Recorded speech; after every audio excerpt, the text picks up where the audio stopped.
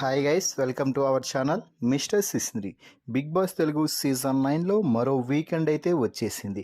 ఇక ఈ వీకెండ్ రోజు బిగ్ బాస్ వేదికపై నుంచి నాగార్జున మన టీవీ ద్వారా మాట్లాడుతూ గత వారం కెప్టెన్ అయిన రాము రాథోడ్ కెప్టెన్సీపై ప్రశంసల వర్షం కురిపించారు.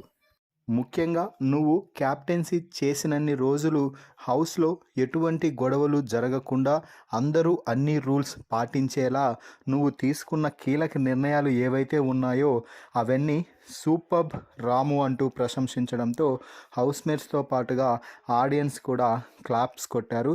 దీంతో రాము చాలా హ్యాపీగా ఫీల్ అయ్యాడు అని చెప్పాలి. ఇక ఆ తర్వాత రాము, నువ్వు క్యాప్టెన్గా ఉన్నన్ని రోజులు తీసుకున్న నిర్ణయాలపై నువ్వు ఒకే స్టాండ్ మీద ఉన్నావు. ఎవరు ఏమనుకున్నా పర్వాలేదు, నీకు నచ్చిన వారు కానీ, నీ స్నేహితులు కానీ, నీకు పడని వారు కానీ, ఎవరు తప్పు చేసినా తప్పు అని చెప్పావు, ఎవరు ఒప్పు చేసినా ఒప్పు అని చెప్పావు. అది మాత్రం సూపర్బ్ అంటూ ప్రశంసలు అయితే కురిపించారు. ఆ తర్వాత నువ్వు ఈ వారం పలు గేమ్లకి సంచాలక్గా వ్యవహరించావు.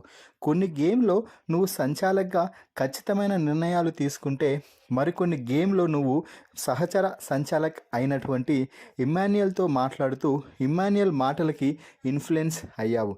ప్రతి గేమ్లో నీ పాయింట్ పెట్టావు, కానీ నిర్ణయాలు తీసుకునే సమయంలో ఇమ్మాన్యుయల్ కొన్నిసార్లు నీ మాటలకు వాల్యూ ఇవ్వకపోయినా కూడా నీ పాయింట్ చెప్పినా ఇమ్మాన్యుయల్ తన పాయింట్కే నువ్వు కూడా ఒగ్గేలాగా చేసుకున్నాడు చూడు.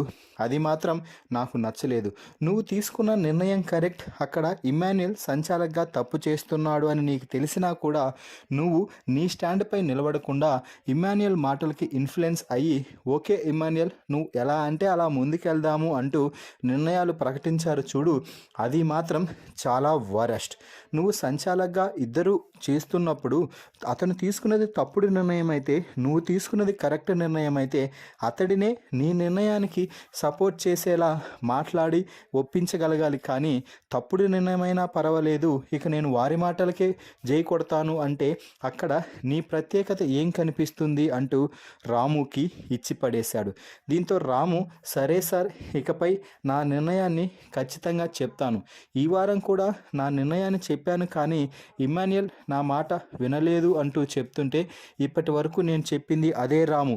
ఎదుటివారు తప్పు చేసినా ఒప్పు చేసినా నీకంటూ ఒక స్టాండ్ ఉండాలి, నువ్వు నీ మాట మీదే ఉండాలి అంటూ నాగార్జున గట్టిగా చెప్పడం అయితే జరిగింది. నాగార్జున రాముతో మాట్లాడిన ఈ మాటలపై మీ అభిప్రాయాన్ని కామెంట్స్ రూపంలో తెలపండి. మరిన్ని బిగ్ బాస్ లైవ్ అప్డేట్స్ కోసం మన ఛానల్ని చూస్తూ ఉండండి. Please subscribe our YouTube channel mister సిస్నరి.